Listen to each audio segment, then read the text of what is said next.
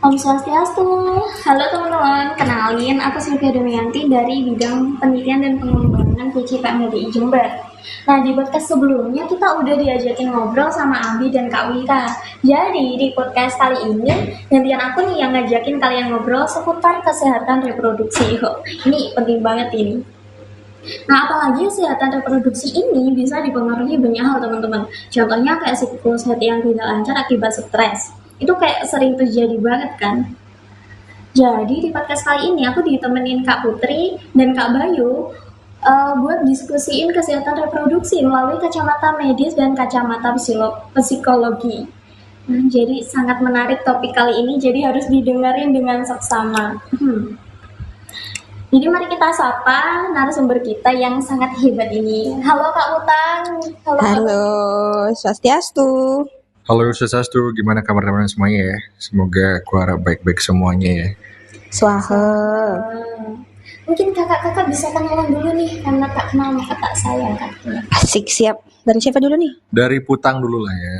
Oke, jadi tadi menyebutkan ada 2 nama ya, Jawa banget namaku Putri, kemudian di akhir namaku jadi Putang. Oke, nggak apa-apa, itu emang kedua nama panggung. Perkenalkan nama lengkapnya nih Putu Putri Anggreni. Seperti tadi panggilannya boleh Putri, boleh Putang. Putang tuh nama singkatan ya, nama akronim _ang gitu sih sebenarnya.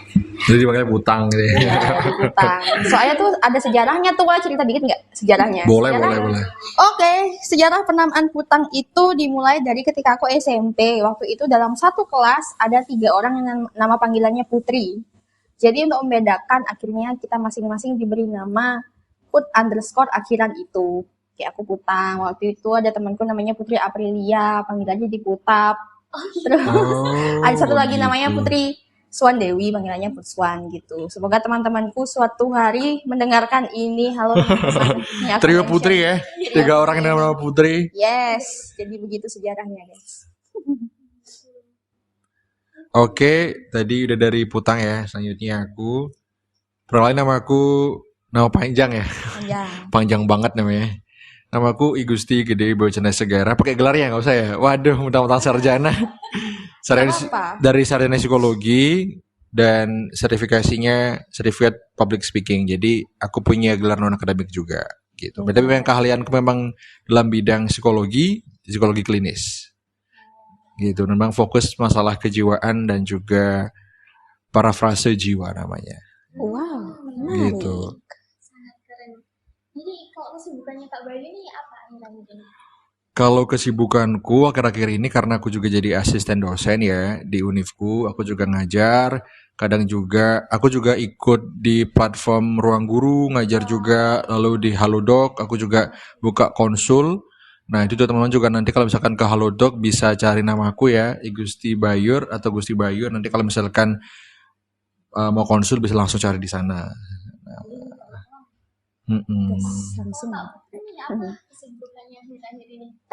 Kesibukan saya adalah masih menjadi mahasiswa koas ya guys ya. Wow. Kebetulan aku itu mahasiswa tingkat klinik namanya sih sebenarnya kalau koas itu di Fakultas Kedokteran Gigi. Saat ini ya masih kuliah, aku mention aja ya, aku kuliahnya di Universitas Jember dan aku tergabung di PCKM HDI Jember juga menjadi kader dan pengurus buat periode kepengurusan yang tahun ini. Kesibukannya yaitu koas. Kesibukannya setelah koas bisa nyari pasien. Sabtu Minggu tetap mencari pasien. Bolak-balik nyari pasien. Itu hal yang mulia sih. Satu hal dari prosade kita ngayah kan ya. Betul ngayah mencari jemput bola lah. Kira-kira siapa aja sih umat-umat atau orang-orang yang perlu kita tolong di luar sana buat kita rawat dengan sepenuh hati gitu gigi dan mulutnya. Terus kesibukan lainnya ya organisasi. Astaga ya. Sebenarnya masih dianugerahi kewarasan. Kewarasan dan juga kebahagiaan yang terpenting. Zaman sekarang tuh bahagia kan yang penting kan ya. Lanjut. Jadi ini nih Kak, kan kita lagi bahas kesehatan reproduksi. Kalau menurut Kak Putang nih, apa sih kesehatan reproduksi yang sering muncul di setiap rentang usia? Oke, jadi nih sebelumnya disclaimer, aku nih anak FKG kan sebenarnya gitu. Jadi kalau buat membahas tentang kesehatan reproduksi mungkin aku tidak terlalu mendalam, tapi karena latar belakang juga kesehatan, jadi mau tidak mau aku harus bersinggungan dengan itu. Nanti aku sedikit cerita juga tentang masalah-masalah kesehatan reproduksi yang ternyata bisa kita deteksi dari keadaan rongga mulut. Ada loh kaitan-kaitannya gitu. Oke, menarik ya. Jadi kalau untuk tadi permasalahan kesehatan reproduksi berdasarkan rentang usia.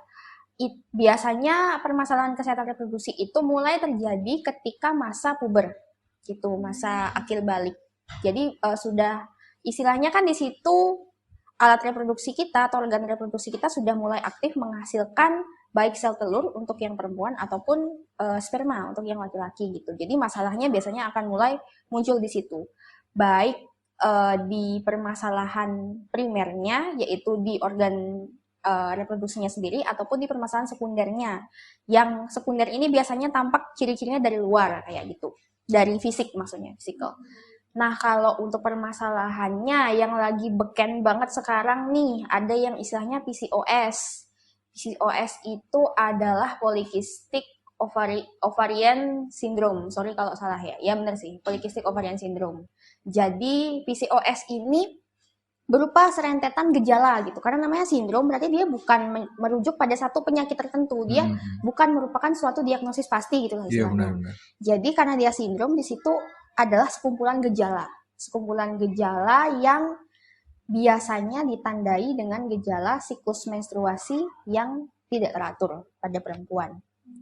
Kemudian itu yang dari segi primernya ya, segi organ reproduksi itu sendiri. Kemudian yang kedua adalah ada hormonal imbalance atau ketidakseimbangan hormonal. Di sini yang terjadi adalah, nah seharusnya hormon yang memegang peran penting pada perempuan itu kan estrogen dan progesteron. Kalau kita belajar IPA ya dari kita SMP dan SMA. Tapi di sini hormon testosteron yang seharusnya itu jumlahnya sedikit pada perempuan, tapi itu justru jumlahnya banyak. Sehingga mengganggu keseimbangan antara estrogen dan progesteron itu. Yang seharusnya estrogen dan progesteronnya banyak, tapi mereka malah kalah gitu, kalah persentasenya dengan si testosteron. Akhirnya di sini terjadi ketidakseimbangan hormonal yang berpengaruh pada banyak hal.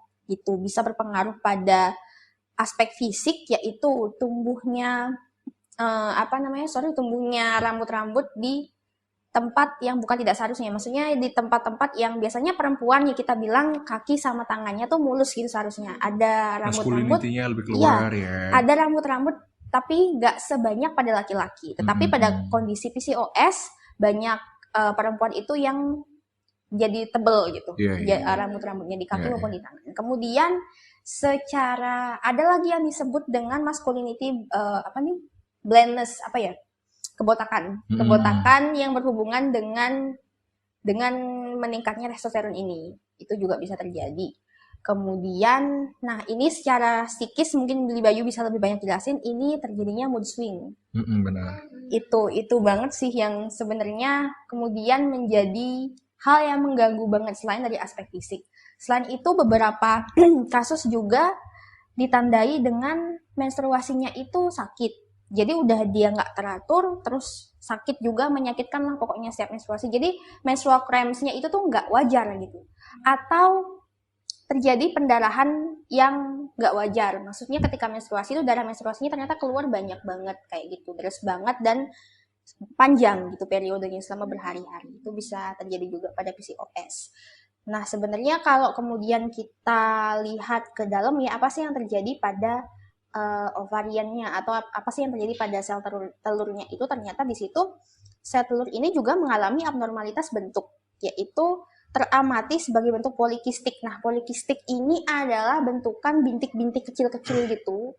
Poli itu banyak gitu, dan kistik itu adalah gelembung yang berisi cairan. Jadi bentuknya di situ si ovarium ini bukannya bulat mulus gitu, enggak, tetapi di situ akan terlihat gerunjel-gerunjel lah bahasa Jawanya gitu. Gerunjel-gerunjel berisi cairan. Itu yang menyebabkan abnormalitas pada saat perempuan ini mengalami menstruasi. PCOS ini ya banyak terjadi di mulai masa akil balik, kemudian masa pertengahan sampai masa premenopause juga bisa terjadi PCOS ini. Nah, kemudian kalau kita lihat lagi setelah kita menjadi suami istri gitu ya, misalkan sudah ada aktivitas seksual yang aktif di situ, itu lebih banyak lagi gangguan yang bisa terjadi.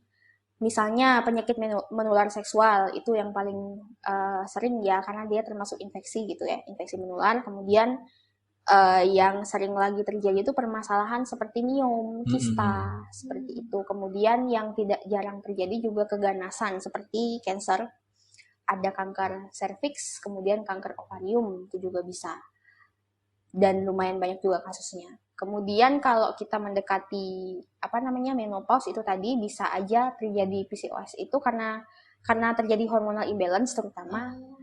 Satu lagi yang menyebabkan PCOS adalah gaya hidup, lifestyle, makanan. Karena beberapa penelitian juga menunjukkan bahwa kondisi obesitas atau kondisi diabetes mellitus itu bisa memicu terjadinya PCOS ini. Gitu. Jadi karena dia berhubungan dengan hormon dan karena insulin itu juga adalah hormon gitu ya.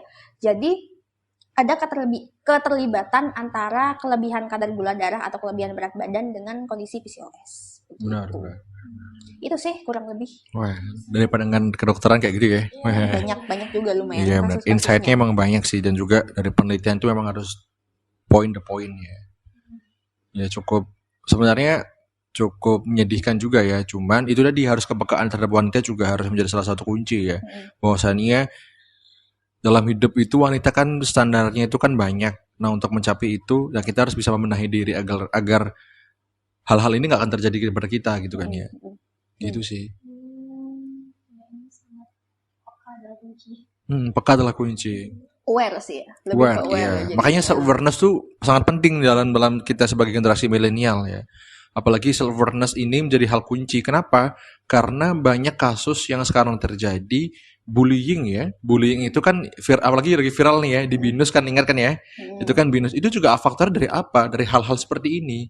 Hal-hal yang nggak aware kita yang kita anggap itu remeh menjadi hal seperti itu. Itu sih awal-awalnya. Oke, lanjut deh ke moderator ya. Mungkin ada next pertanyaan nih. Iya.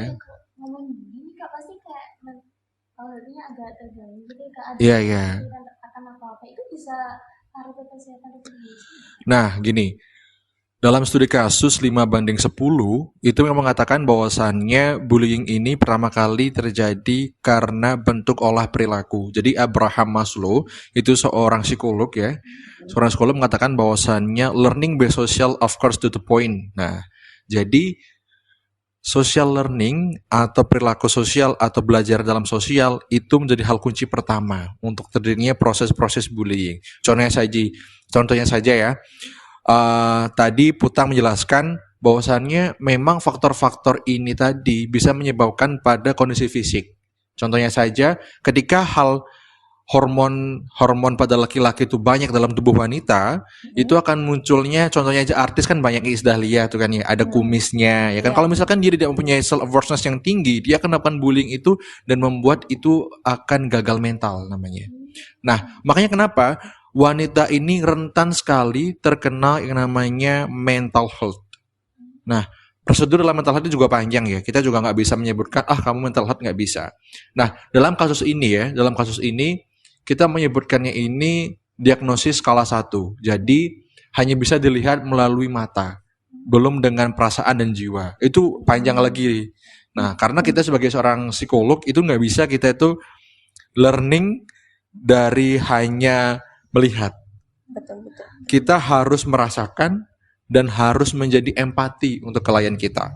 Nah, contohnya pada kasus ini, obesitas menjadi pengaruh yang utama, pasti. Apalagi dalam sekarang ini standar kecantikan itu menjadi hal yang utama. Iya kan? Kalau misalkan ada gangguan-gangguan seperti ini, pastinya ada denial dalam diri. Kok aku menstruasinya kayak gini ya? Temanku kayak gini, kenapa ya? Apalagi dewasa awal atau remaja awal ya. Remaja awal yang masih mengalami menstruasi itu kan dia tidak peka. Ketika melihat temannya sudah menstruasi duluan, dia belum menstruasi, akhirnya dia minder. Akhirnya muncul bullying. Wah, kamu bukan wanita tulen. Itu banyak loh terjadi, apalagi di Bali. Itu banyak terjadi. Itu yang menjadi faktor pertama. Lingkunganlah yang membuat kita menjadi gagal menjadi manusia yang sempurna. Yang kedua, hal yang paling sering terjadi adalah pembandingan diri. Melihat suatu hal yang dirasa itu baik, kita akan membandingkan. Ini akan muncul lagi yang namanya mental health-nya. Nah, pengaruh-pengaruh penyakit ini, saya berfokusnya pada mental ya. Karena kalau misalkan itu, saya juga kurang paham untuk mengenai masalah yang dijelaskan oleh Putang, udah luar biasa sekali ya. Saya juga mendapatkan insight baru, tapi saya coba mengambil benang kusutnya dari hal psikologinya ya. Memang setiap gejala yang tadi obesitas, mood swing, perubahan fisik, lalu adanya hal-hal yang membuat kepicuan feminimnya itu kurang, akhirnya lebih ke maskulin. Ini sebenarnya penghantar-penghantar gejala-gejala yang bisa membuat bullying terjadi. Nah, contohnya saja kayak kemarin di Binus kan, itu mungkin dia bukan feminim ya, tapi maskulin ya. Tapi lihatlah, yang membuli itu kebanyakan kakak kelasnya kan. Nah, manusia itu mempunyai tingkat hierarki yang luar biasa. Nah, maka dari itu, kasus seperti ini juga mungkin sering terjadi kepada wanita akibat geng. Iya kan? Iya kan? Geng itu mempengaruhi. Wanita apalagi geng-gengannya kuat sekali kan ya. Kuat banget kan. Cibir-mencibir tuh kuat sekali. Apalagi kalau misalkan ada temannya yang ibaratnya, wah kok gemukan ya? Kok dia kayak perempuan ya? Sebenarnya dalam penelitian yang saya baca ini yang menyadur bahwasannya berat ideal merupakan idaman para wanita, tapi obesitas menjadi pemicu wanita gagal dalam menjalani kehidupannya. Nah, ini jurnalnya ada nih. Nah, itu mengatakan bahwasannya 2,9% wanita gagal untuk memenuhi kehidupannya sebagai well-being. Well-being itu adalah penerimaan sosial yang luar biasa yang bisa membuat dia nyaman dan bahagia. Itu well-being namanya. Nah, ketika hal-hal ini terjadi, kayak tadi dijelaskan oleh Putang tadi ya, wanita itu rentan sekali untuk merasakan mood swing. Kenapa? Karena hormon yang dihasilkan oleh wanita lebih banyak bekerjanya dan lebih banyak untuk mengendalikan otak. Jadi otak itu ada namanya adrenalin dan juga ada namanya amigdala. Ada namanya hormon adrenalin itu dalam psikologi itu dia memacu untuk membuat kebahagiaan. Nah, itu ada namanya juga hormonnya itu amigdala. Nah, amigdala itu misalkan dia hijacking amigdala, ketika itu sudah tidak bisa terkontrol kan, wanita kan cepat banget ke distract tuh. Nah, ketika amigdalanya nggak terkontrol, terjadilah hijacking amigdala atau kekacauan amigdala. Ya, itulah muncul mood swing. Itu refleks sebenarnya.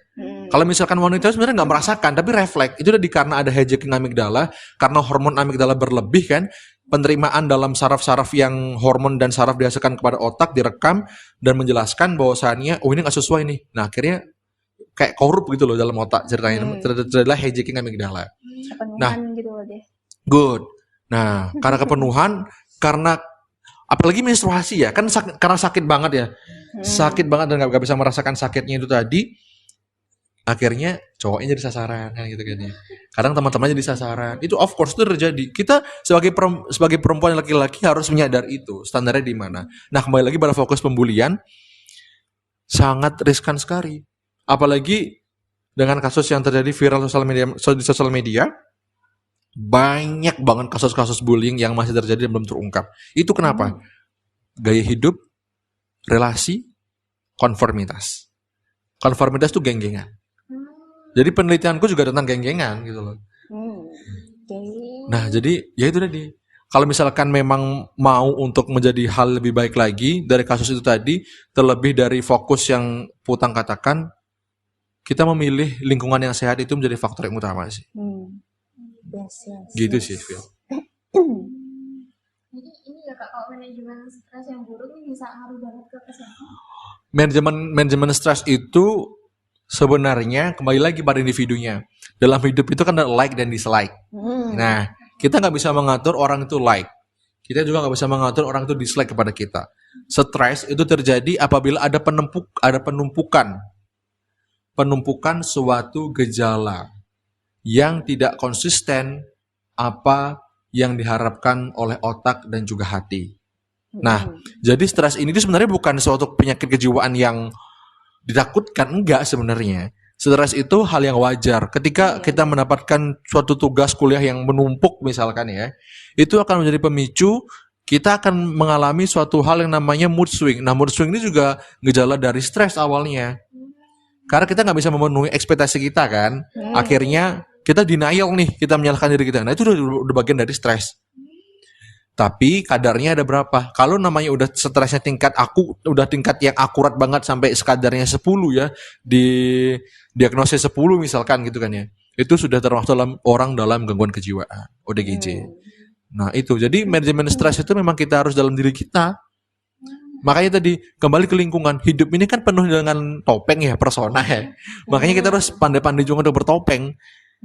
Karena topeng itulah yang membuat kita menjadikan diri kita yang menjadi baik. Gitu. Ini ya Kak, berarti aduh harus pinter-pinter nih. Iya, harus benar-benar untuk memilih lingkungan yang utama sih ya. Itu yang penting. Agak kayak buat orang yang nggak enakan ya. Nah, itu apalagi tuh? Itu apalagi kalau udah mendapatkan gejala apa tadi PCOS ya, terus habis gitu udah nggak enakan lagi. Waduh, itu pasti udah kalah sih moodnya sih. Pasti dia akan lebih jadi orang yang kayak lebih denial sih. Aduh, kenapa nggak bantu ya? Kenapa ini ya? Kenapa ini? Kenapa? Itu yang terjadi. Nah, terus ini nih kamu kan tadi kamu tuh ada mention gejala kesehatan reproduksi kalau dilihat dari keadaan rongga mulutnya ini. Oke. Nah, ini menarik. Kebanyakan yang bisa kita lihat dari keadaan rongga mulut adalah yang infeksi menular seksual. Oke. Yang infeksi menular seksual. Oh ya, disclaimer juga dari tadi kan kita lebih banyak berbicara tentang subjeknya adalah perempuan. Gitu. Perempuan yang menanggung segala beban permasalahan reproduksi dan kesehatan mental. Laki-laki juga bisa tentu saja karena kita sama-sama manusia gitu, sama-sama aja gitu ya. Nah, untuk kembali lagi yang ke rongga mulut itu salah satunya adalah AIDS, HIV/AIDS. Jadi banyak sekali tanda-tanda di rongga mulut yang kita bisa lihat dari seorang penderita HIV/AIDS yang bahkan seorang dokter gigi itu bisa mendiagnosis itu pertama kali sebelum si orang ini terdiagnosis secara kedokteran umum gitu. Jadi sebelum dokter umumnya mendiagnosis dia kena HIV atau sebelum dia tes HIV menunjukkan positif, dokter gigi ini bisa menjadi first detector gitu. Ketika dilihat dari rongga mulutnya, apa sih yang bisa kita lihat? Pertama, lidahnya putih, tapi ini nggak sembarang lidah putih ya. Maksudnya lidah putih di sini menunjukkan adanya infeksi jamur di lidahnya. Jadi ini disebut dengan kandidiasis oral kandidiasis, infeksi jamur pada rongga mulut, khususnya pada lidah. Jadi lidah ini memang tempat yang paling sering dilalui sama makanan kan. Dan dia ketika kita sikat gigi pasti jarang dari kita itu aware untuk membersihkan lidah. Pasti kita bersihin cuma giginya. Gitu.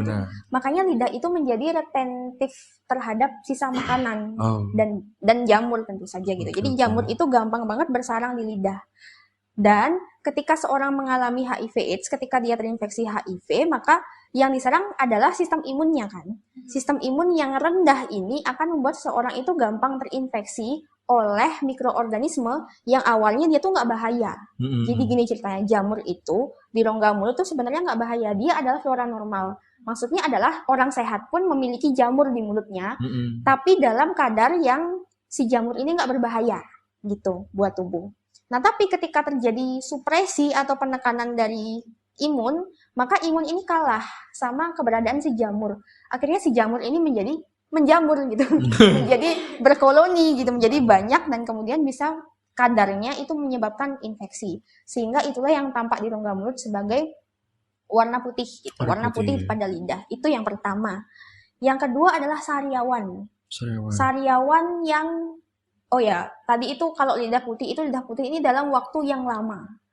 Waktu yang lama. Biasanya kalau pada orang normal bisa terjadi oral kandidiasis ini itu paling lama ya 1 bulanan gitu kira-kira. Idealnya adalah 2 minggu sampai 1 bulan kemudian sembuh walaupun itu tanpa diobati. Tetapi untuk yang HIV ini kadang pada kasus dia sudah diobati dengan anti jamur, dia minum anti jamur pun itu nggak sembuh-sembuh bahkan sampai berbulan-bulan. Atau kadang-kadang kumat-kumatan, maksudnya bolak-baliknya tuh cepet banget gitu, sembuh misalnya 1 hari, besoknya lagi kumat kayak gitu. Itu kemudian khas yang kedua tadi sariawannya ini nggak cuma 1 biasanya di mulut, itu bakal kelihatan banyak dan lokasinya beda-beda, bisa di lidah, bisa di bibir, bisa di gusi, bisa di langit-langit bahkan, jadi nyebar gitu loh, dan banyak itu untuk sariawannya sendiri, dan sama juga sembuhnya itu lama atau kumat-kumatan gitu, kambuh-kambuhan. Itu sih yang paling terlihat jelas HIV. Kemudian pada tingkat yang lebih parah lagi itu biasanya bukan sama-sama parah ya, gonore atau sifilis itu juga kelihatan. Kalau gonore dan sifilis ini lebih banyak menunjukkan adanya lesi atau luka-luka lecet gitu, kelihatannya pada langit-langit di belakang gitu, lebih dekat tenggorokan. Jadi tanda-tandanya itu khas bahwa di situ terdapat seperti bentukan, terutama ini yang gonore ya, gonore itu ada bentukan canker. Canker itu seperti sariawan, dia sariawan gitu, ulkus gitu, dia bakalan kelihatan bolong tengahnya gitu. Tapi tepi-tepinya itu mengalami indurasi. Indurasi itu kayak peninggian. Gitu. Jadi kelihatan ada cekungan seperti kawah gitu, dan itu letaknya khas di langit-langit. Jadi canker ini sudah menunjukkan bahwa dia itu, bukan gonore, sifilis ding. Sifilis pada stadium lanjut. Biasanya sifilis pada stadium 3. Karena sifilis itu ada, nanti kalau belajar ini dibagi lagi menjadi beberapa stadium kayak gitu, sifilis itu. Selain itu, apalagi yang bisa terjadi, yang paling banyak sih itu ya, dari penyakit menular seksual. Biasanya kalau PCOS sih kalau dari rongga mulut itu jarang terlihat. Kecuali kalau misalnya PCOS-nya ini kemudian dikaitkan dengan penyakit DM, misalnya diabetes mellitus ya. Kadang-kadang diabetes mellitus ini terdeteksi juga dari rongga mulut melalui aroma. Jadi di sini kita anak kesehatan itu mendeskripsikan sebagai aroma keton. Keton ini apa ya? Kayak dia tuh aromanya mirip amonia. Kalau misalnya teman-teman masuk ke suatu kamar mandi yang dia tuh nggak dibersihkan, nggak disiram dengan bersih, kan masih sisa-sisa bau pesing, tapi agak pahit-pahit gimana gitu kan. Baunya mirip begitu, tapi nggak kayak gitu, mirip. Karena di situ terdapat sisa-sisa protein, itu keton itu tadi gitu loh, yang biasanya tuh menyisa di rongga mulut pada penderita diabetes. Kemudian pada kasus diabetes yang dia itu parah, itu menyebabkan banyak gigi goyang. Kenapa? Karena perlekatan antara gigi sama tulang di bawahnya itu menjadi longgar akibat kelebihan gula darah. Itu bisa terjadi juga gitu. Jadi dia giginya tuh banyak yang goyang, terus gusinya banyak yang bengkak-bengkak merah-merah kayak gitu. Itu sih. Tapi itu sebenarnya gejala yang perlu dikonfirmasi dengan maksudnya nggak cuma di rongga mulut aja. Ketika kita ngeliat ini di rongga mulut, jangan hanya berpikir langsung, oh dia orangnya begini, dia orangnya diabetes, atau dia orangnya HIV, tapi perlu kita konfirmasi dengan keadaan tubuh secara umum, kayak gitu. Itu sih kaitannya. Itu sih. Jadi kalau lebih baik kalau udah ada gejala langsung dikonsultasiin aja. Betul. Pokoknya sebenarnya mungkin kita sering menganggap remeh ya, sariawan, lidah putih, gitu-gitu tuh sering kita anggap remeh. Yang perlu kita waspadai adalah ketika intensitasnya berat. Maksud dari intensitasnya berat adalah lesi itu atau si sariawan itu tadi tuh nggak muncul hanya satu, banyak, kemudian mengganggu. Kita udah nggak bisa makan, nggak nyaman ngomong segala macam, ya jangan dibiarin gitu. Itu kan udah mengganggu banget. Sebaiknya segera diperiksakan. Jangan dibiarkan dalam waktu terlalu lama.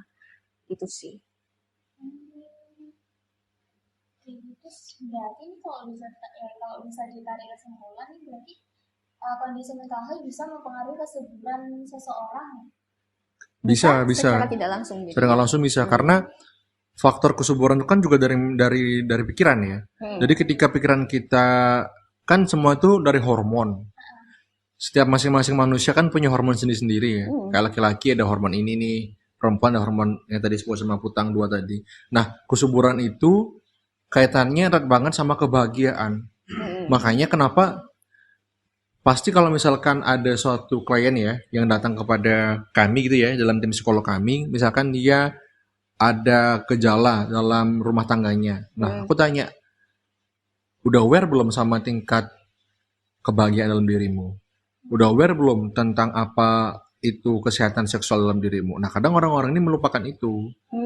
Nah, padahal sebenarnya kita dari kecil itu sudah harus diajarkan mengenai seksual. Betul. Pembelajaran itu bukan hal yang menakutkan sebenarnya. Jadi ketika hal itu terjadi, pelecehan akan nggak terjadi. Jadi sebenarnya dari kasus PCOS ini kita tuh merembetnya banyak sebenarnya. Edukasi juga ada, juga warning dari sisi ini juga ada. Warningnya itu lebih tepatnya, kita itu kan menganggap bahwa seksual ini kan suatu hal yang menjijikan sebenarnya. Tapi menurut kami dalam psikolog dan medis itu enggak sebenarnya. itu malah membantu kami untuk bisa mengedetek bahwa orang ini sebenarnya ini ada gangguan nggak sih? Hmm. Ada kasus yang membuat orang ini menjadi trauma nggak sih? Gitu kan. Makanya kalau misalkan ada dari kesimpulan, ya ada pasti. Bahkan tingkatnya itu 1/10, 8 lah mempengaruhi tingkatnya itu. Dominan juga ternyata. Sangat dominan Seksualitas. karena hidup itu kan perlu butuh seksualitas. Ya. Pastinya kan. Ketika kita melihat itu sebagai hal yang dinomor duakan, ya gangguan. Ya, karena kita yang nggak aware itu tadi gitu. Gangguan pastinya. Orang-orang yang tidak aware dengan seksualnya, aku bilang gangguan pasti. Seksual itu bukan dari kita just romance, bukan ya. Banyak. Contohnya ya ada rasa dak-dig-duk enggak tentang dengan lawan jenisnya atau mungkin nggak ada. Nah, itu udah bahaya tuh. Gitu-gitu. Jadi seksual itu banyak kaitannya, bukan yang hanya blue ya. Jadi kita juga bisa pink juga bisa kan ya, jadi cinta berbunga-bunga juga bisa, itu juga seksual. Nah, itu juga harus aware juga. Nah, kembali lagi pada kasus yang PCOS tadi itu, aware itu kita kaitkan menjadi hal yang utama. Agar apa? Agar ketika kita udah aware, otomatis kita menjaga tubuh, ya kan? Menjaga tubuh, menjaga pola makan. Akhirnya nggak terkena diabetes, ya kan? Terus habis gitu jadwal menstruasi teratur, ya kan ya. Kalau misalkan kita ada masalah, kita konsultasi ke psikolog, kebahagiaan kita, behaviors kita juga bertambah bagus, ya kan. Nah sebenarnya medis dan psikolog ini berjalan beriringan, diimbangi dengan kesadaran diri, gitu. Jadi kan makanya kan ada slogan tuh improve yourself dan cintai dirimu sesuai apa yang akan kamu lakukan, kan gitu kan. Nah itu harus ditekankan sampai sekarang. Kalau aku biasanya punya terapi namanya look the mirror. Jadi setiap pagi kalau misalkan ada klienku yang konsultasi ke aku bilang setiap pagi sebelum kamu melakukan aktivitas, datang ke kaca, bilang kepada dirimu, kamu itu cantik, kamu itu ganteng, kamu itu bisa melakukan hari ini. Itu akan secara nggak langsung akan mempengaruhi pikiran kita bahwasannya kita keluar rumah tuh pede. Penting banget. Karena gini, manusia itu akan merubah siklus kehidupan 22 hari menjalankan rutinitasnya.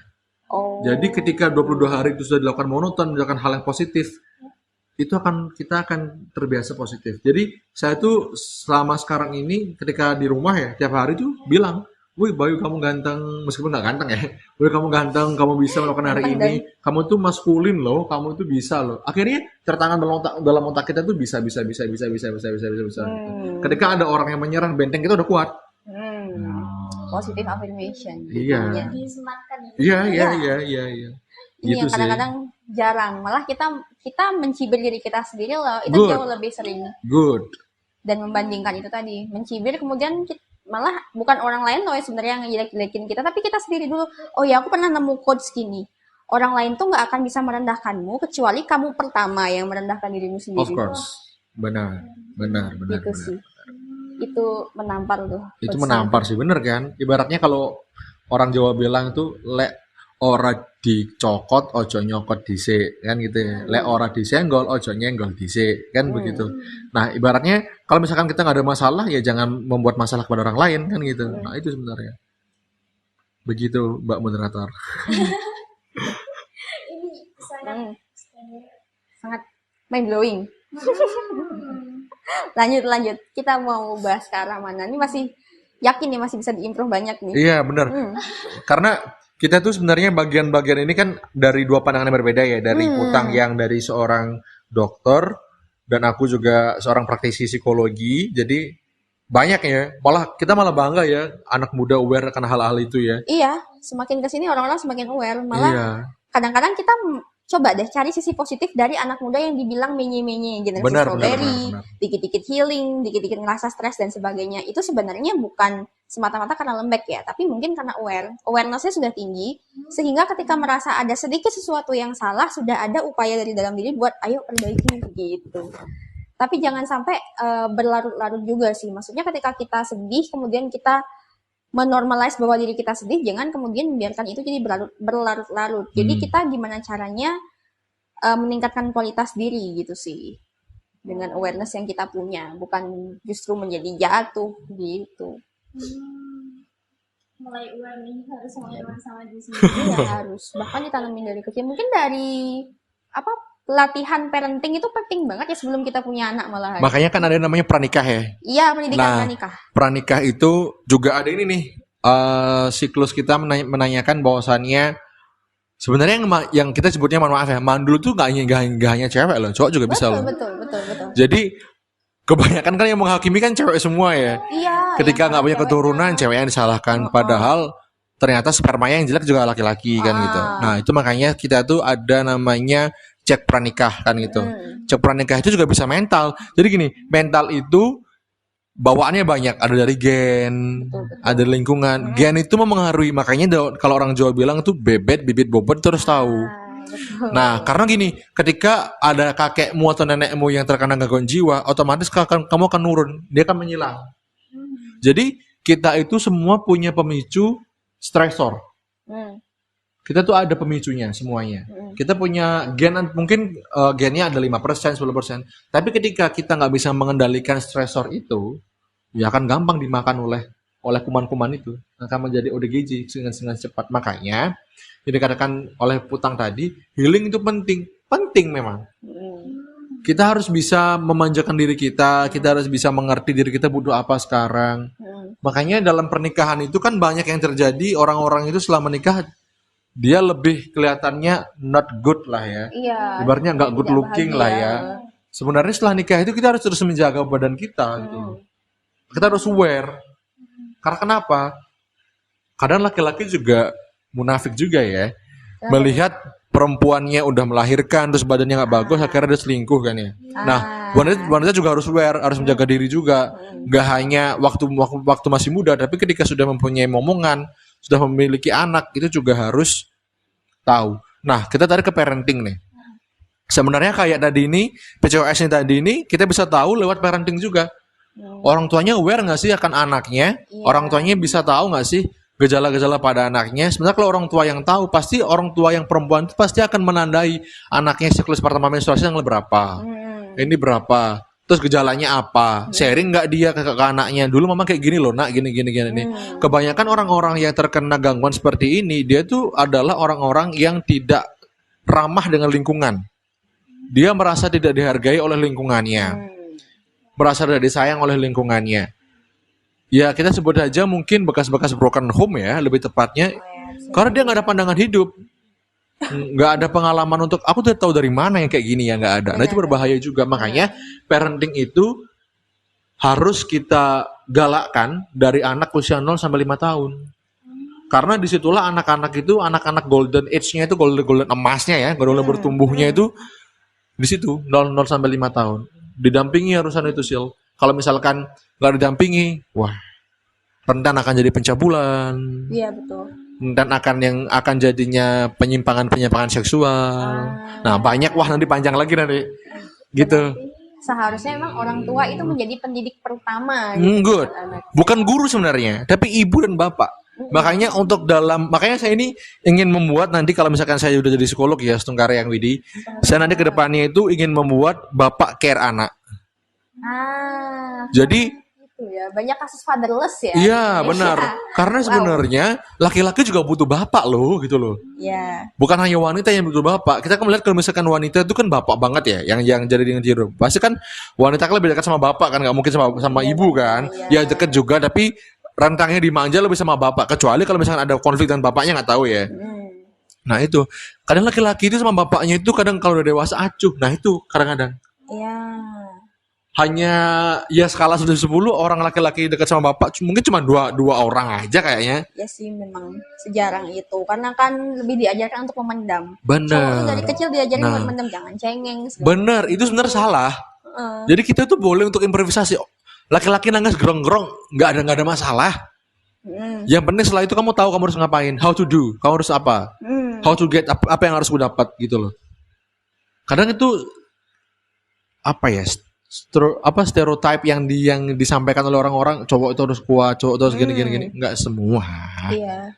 Nggak semua. Itu akhirnya membunuh mental. Ya, akhirnya apa? Jadilah gay. Wow. Itu benar. Orang yang nggak bisa melampiaskan isi hatinya, dia kan mencari kenyamanan kepada seseorang yang dia membuat nyaman kan. Perempuan nggak bisa membuat itu, karena perempuan nggak bisa merasakan apa yang rasa laki-laki kan. Yang bisa siapa laki-laki juga kan. Jatuh cintalah dia. Gitu. Fatherless nih bahaya banget sebenarnya. Makanya ketika nanti sudah dewasa, kalian bapak harus care pada anak-anaknya. Biarpun dia laki-laki juga harus care saya. Bapak tuh wajib mencium anaknya loh. Wajib juga untuk ngasih love you anakku. Wajib itu bapak. Bukan sama perempuan aja, ke laki-laki juga ya. Karena laki-laki juga butuh dicintai. Betul. Gitu. Kebutuhan dasar tuh guys. Dasar banget itu sebenarnya. Gitu sih. Ya nggak Put? Iya, setuju banget. Setuju kan. Nah, soalnya apa ya? Betul. Aku setuju kalau penyimpangan seksual itu banyak terjadi karena fatherless itu tadi, sosok apa, kehilangan sosok ayah misalkan, karena keterpaksaan suatu keadaan dan sebagainya, atau karena memang ayah itu sebenarnya ada, cuman nggak peduli aja gitu, kurang peduli. Atau jangan keduanya sama-sama peduli. Benar, itu bisa jadi. Nah, gengsi juga bisa. Itu lebih besar terjadi juga sih. Terus ini kalau tadi kan ada mention soal keturunan. Kalau bisa naruh kan dia nah ini gimana tindakan preventif yang bisa kita ambil maupun dari sisi medis maupun dari psikologi. Nah, kalau udah gen kan masih ke medis semua ya. Kalau biasanya dari kami tim psikolog itu sebelum pranikah kita pasti ada laboratorium diagnostik kejiwaan. Nah, jadi sama kayak fit and proper test waktu capres dan cawapres kan. Nah, kita cek dulu nih, wah ini lolos nggak sih dari kejiwaannya. Nah, sama. Jadi ketika kita udah tes di awal itu kelihatan semua nih. Oh, gennya gini, kita nyebutnya skizofrenia ya namanya ya. Kalau dalam bahasa Indonesianya ODGJ, tapi kalau bahasa ilmiahnya skizofrenia namanya. Nah, itu kita kelihatan gejalanya berapa gitu. Itu bisa pranikah ya, sebelum pranikah itu bisa. Ya meskipun mahal, wajib sih itu. Setuju sih. Biar nggak nanti kedepannya saling menyalahkan jadinya gitu. Bener. Bener. Ya. Oh tadi kalau untuk hubungan genetik, itu kan tadi konseling pranikah. Kalau ke medisnya adalah medical check up pranikah. Gitu. Jadi medical check up pranikah ini juga banyak yang dicakup. Dari pertama adalah kesehatan reproduksi, itu yang pertama sih ya. Apakah si perempuan ini memiliki riwayat gangguan reproduksi gitu, kayak PCOS tadi. Apakah rahimnya tuh istilahnya bersih gitu. Apakah organ reproduksi perempuan ini bersih? Apakah ada bibit-bibit infeksi menular seksual di situ? Begitu juga laki-lakinya. Bagaimana kualitas spermanya? Kan banyak kok sekarang yang sudah aware untuk melakukan tes sperma kan. Tes sperma ini untuk mengetahui seberapa suburnya laki-laki. Nah, itu tadi. Kemudian yang kedua adalah menelusuri genetik. Menelusuri genetiknya ini bisa dilakukan melalui anamnesis, maksudnya ditanyakan gitu, wawancara dua pihak baik laki-laki maupun perempuannya untuk menanyakan kemungkinan penyakit genetik yang bisa diwariskan kalau mereka mau punya anak. Nah, biasanya kalau kemudian ditemukan bahwa ternyata misalnya penyakit yang cukup fatal, thalassemia misalkan. Thalassemia itu keadaan gangguan darah, sehingga darahnya itu akan menjadi sukar membeku gitu ya, dan itu keturunan, ada faktor genetik. Jadi kalau misalkan salah satu dari kedua calon orang tua kita menyebutnya itu memiliki gen thalassemia, maka di sini dia akan diminta untuk berpikir ulang untuk memiliki anak, terutama berpikir ulang untuk memiliki anak, karena nanti resiko untuk anak ini lahir dengan thalassemia itu tinggi gitu. Jadi dikasih tahu probabilitasnya berapa anaknya akan lahir dengan kondisi thalassemia atau kondisi-kondisi yang lain. Intinya setiap kemungkinan penyakit genetik dari si anak itu harus diungkapkan gitu, harus ditanyakan, harus diungkapkan. Kemudian dipikir ulang, apakah yakin calon orang tua ini akan menjadi orang tua. Kayak gitu sih. Kemudian lagi kalau tes kesehatan reproduksi lagi biasanya yang perempuan, wanita-wanita itu pap smear kayak gitu-gitu. Itu sebenarnya pap smear itu sudah bisa mulai dilakukan dari masa kita sudah akil balik gitu. Dari masa perempuan kita sudah bisa melakukan check up pap smear gitu. Karena kan tujuannya adalah mendeteksi apakah di situ ada gangguan secara maksudnya non infeksi ya, yang bukan disebabkan infeksi ataupun dari infeksi. Jadi itu bisa dideteksi lebih awal di pap smear itu. Jadi gini ya, kesehatan itu adalah sesuatu yang kompleks. Kesehatan itu mencakup 3 hal untuk mencapai kesehatan yang utuh atau yang paripurna, yaitu kesehatan medis, kesehatan tubuh, kemudian kesehatan jiwa atau kesehatan mental, dan yang ketiga kesehatan spiritual. Jadi kita nggak bisa memisah-misahkan antara keadaan jiwa, raga, dan spiritual. Kayak gitu. Jadi ketiga-tiganya harus sehat. Itu mungkin yang aku banyak baca mengenai persiapan pranikah itu sih. Sebelum kita menjalani pernikahan dan sebelum kita menjadi orang tua. Setuju. Setuju banget. Terus ini Kak, kalau kita sudah banyak bahas nih soal gimana ciri-cirinya, gimana cara menghadirinya. Terus kalau ini Kak, aku belum mention soal buat mencegah sedini mungkin lewat cara manajemen stres nih Kak. Kalau seumpama kita udah rasain tanda-tanda stres nih, kayak tertekan gitu, itu gimana sih Kak? Tindakan apa, kegiatan apa yang mungkin bisa direkomendasi? Sebenarnya kalau stres itu cara preventifnya itu kan masing-masing ya. Masing-masing dari dalam diri. Ada orang yang biasanya itu healing, ada orang yang biasanya meditasi, ada orang yang lebih mendekatkan diri pada Tuhan kan gitu. Tapi sebenarnya dalam psikologi itu sebenarnya nggak ada cara khusus untuk gimana cara kita mencegah stres ya. Itu kembali pada dalam diri. Yang pertama adalah tidak egois akan diri. Jadi kita itu tidak boleh merasa aku baik terus. Tapi ternyata dalam hatinya itu dia denial. Dia merasakan kayaknya, enggak deh, kayaknya aku sakit. Pernah nggak kalian merasakan kayak kalian tuh bertemu dalam suatu pendapat nih ya? Kalian tiba-tiba setuju aja, padahal dalam hati kalian tuh kayak masih gerundel gitu. Pernah kan? Nah itu juga gejala-gejala yang buat kalian itu sebenarnya, kalau misalkan udah nggak suka, ya bilang nggak suka gitu loh. Jadi kadang-kadang stresor itu yang membuat hati kita itu menjadi gejolak yang nggak menentu gitu loh. Munculnya rasa bersalah diri. Nah kalau kayak gitu apa? Mulai memaafkan diri. Terus yang kedua, makanya aku selalu bilang setiap pagi mulai dengan memuji diri kita. Itu akan mengaruhi tingkat kebahagiaan kita jauh lebih bagus. Percaya deh. Karena mulai dari hari itu kita mulai percaya kamu baik, kamu cantik, kamu bisa, kamu dapat uang habis gini. Otak kita akan terdoktrin itu. Nah, aku punya 2 kasus nih. Aku punya 2 klienku satunya ini extrovert dan introvert. Yang extrovert ini ketika dia mengalami stres yang sangat bergejolak, dia pasti akan healing. Nah, healingnya itu bisa pergi ke danau, kemana, atau mungkin dia bisa menghabiskan dirinya untuk bertemu dengan teman-temannya, stresnya hilang. Ketika dia ke rumah akan kembali seperti itu hal yang wajar, nggak apa-apa. Nah, cuman harus kita pantau sebagai teman. Orang-orang yang extrovert itu rentan bunuh diri loh daripada introvert. Karena orang-orang yang extrovert itu dia dagel. Dia terlihatnya itu hahi di depan, di belakang dia grundal. Tiba-tiba bunuh diri aja. Makanya peran teman itu sangat penting juga nih. Teman juga harus tahu, karena kan kita kan lebih banyak cerita ke teman daripada orang tua pastinya kan zaman sekarang ini. Teman itu harus menjadi pemicu juga untuk kita tahu teman kita ini lagi baik nggak sih? Nah itu tips buat aku ya. Yang kedua yang introvert. Introvert ini dia cenderung lebih bisa mengatasi emosinya.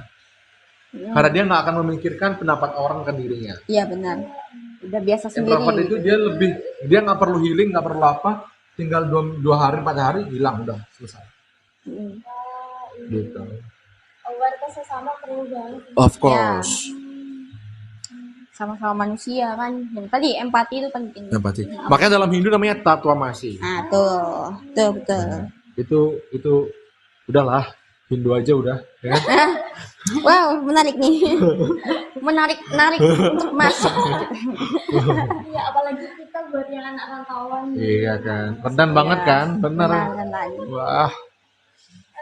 Terus ini Pak, kalau minggu tadi kan udah jelasin soal sisi psikologi nih Kak Uta. Jadi kalau dari sisi medisnya ini gimana, apa tindakan atau habit yang bisa dilakukan untuk mencegah masalah kesehatan reproduksi? Oke, untuk mencegah masalah kesehatan reproduksi bisa muncul, itu caranya simple tapi susah. Gimana ya? Kuncinya adalah gaya hidup sehat. Gaya hidup sehat ini menyeluruh. Mulai dari kita bangun pagi sampai kita mau tidur lagi. Berarti apa yang pertama kita atur? Pola istirahat, pola tidur ya. Kemudian ketika bangun pagi, apa sih yang kita kerjakan? Mungkin kita bangun pagi itu biasa workout dulu atau biasa melakukan meditasi. Jadi kita membangun kebiasaan-kebiasaan baik yang berhubungan dengan kesehatan mental maupun kesehatan fisik. Jadi kedua-duanya harus sebisa mungkin balance. Jadi pola tidur ya atau pola istirahat, kemudian pola gerak aktivitas tubuh, itu yang kedua penting. Yang ketiga adalah pola makan. Ini lagi yang orang-orang banyak tidak perhatikan. Padahal di mana-mana sudah digaungkan makanan-makanan yang bagus itu apa, makanan-makanan yang nggak bagus itu apa, tapi kita tetap sadar tidak sadar tidak mengontrol konsumsi gula. Benar. Itu yang penting. Konsumsi gula dan konsumsi lemak itu. Terutama buat yang cewek-cewek. Karena yang cewek-cewek ini gampang sekali menimbun lemak di tempat-tempat yang nggak seharusnya. Jangan hanya dipikir bahwa itu bikin tubuh kita kelihatan gendut gitu. Jangan cuma ada dampak lebih negatif yang bisa terjadi. Misalnya penumpukan lemak di payudara. Sorry, aku lupa istilah medisnya apa. Tapi itu juga bisa menjadi sebuah kondisi tumor jinak ya. Sebenarnya tumor jinak, tapi kan mengganggu juga aktivitas karena dia akan mengganggu performa kita juga. Pertama kita pasti jadi stres karena kok tiba-tiba muncul benjolan di sana sini. Padahal itu termasuk salah satunya karena kelebihan lemak juga yang kemudian lemak itu kan disimpan, memang sama tubuhnya disimpan, nggak dicerna seluruhnya gitu. Lemak itu kan dia memang simpanan. Jadi kalau tempat penyimpanannya sudah nggak benar, sudah terjadi abnormalitas penyimpanan lemak, itu bisa tumbuh daging-daging yang seharusnya nggak tumbuh di sana, kayak gitulah intinya. Jadi itu pola makan, tadi pola tidur, kemudian pola pikir. Pola pikir mungkin lebih ke arah mental atau psikologis ya. Pola pikir. Jadi tadi yang termasuk Beli Bayu omongin ketika kita setiap pagi mencoba membiasakan diri ngasih afirmasi positif ke diri kita, itu termasuk ngasih, kalau teman-teman pernah dengar, law of attraction. Jadi kita mencoba menarik sesuatu yang baik datang ke diri kita dengan menyatakan bahwa kita akan mendapatkan kebaikan itu. Jadi kita percaya kita harus dapat baik, maka kita akan dapat baik gitu. Tarik-menarik, law of attraction kayak gitu. Itu cara mencegahnya yang paling betul dan yang paling apa ya, dan itu tuh nggak cuma mencegah mencegah gangguan reproduksi aja, tapi mencegah gangguan segala macam. Keseluruhannya adalah dengan menjaga pola hidup. Itu sih, cewek-cewek harus semakin aware dengan higienitas ketika menstruasi juga. Itu juga karena itu menjadi sarang-sarang infeksi, bukan hanya infeksi menular seksual. Mungkin banyak yang berpikir, aku kan belum pernah melakukan hubungan badan dengan lawan jenis, jadi aku nggak akan terkena penyakit menular seksual. Nggak kayak gitu juga konsepnya. Kandidiasis atau pertumbuhan jamur itu bisa juga terjadi di vagina karena kondisi vagina yang lembab. Nah, jadi dibiasakanlah untuk menjaga higienitasnya, menjaga kebersihannya. Kita misalnya selesai buang air kecil atau buang air besar, itu dibilas yang bagus, yang bersih gitu ya, kemudian dikeringkan. Jadi jangan dibiarkan area kewanitaan itu lembab. Yang laki-laki juga sama seperti itu, karena yang lembab-lembab itu menyebabkan banyak pertumbuhan jamur dan bakteri di sekitar situ. Jadi infeksi bisa datang dari situ, bukan hanya dari kita berhubungan seks dengan lawan jenis itu, bukan hanya itu. Itu sih. Menarik banget.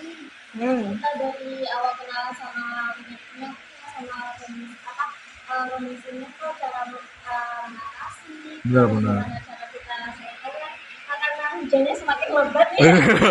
Iya ya, nggak kondusif juga ini juga. Kualitas audio nih nanti. Nanti takutnya nih kedengeran hujan, nanti kirain dikesak-kesak ya. Oke. Nah, jadi untuk penutup apa closing statement dari Kak Bayu, dari Kak Putri untuk podcast kali ini? Siapa dulu nih? Dari Putri. Atau dulu? Enggak lah, Putang dulu aja. Aku dulu. Oke. Ladies first biasanya. Ladies first. Jadi closing statementku adalah tetaplah sehat dan waras, teman-teman.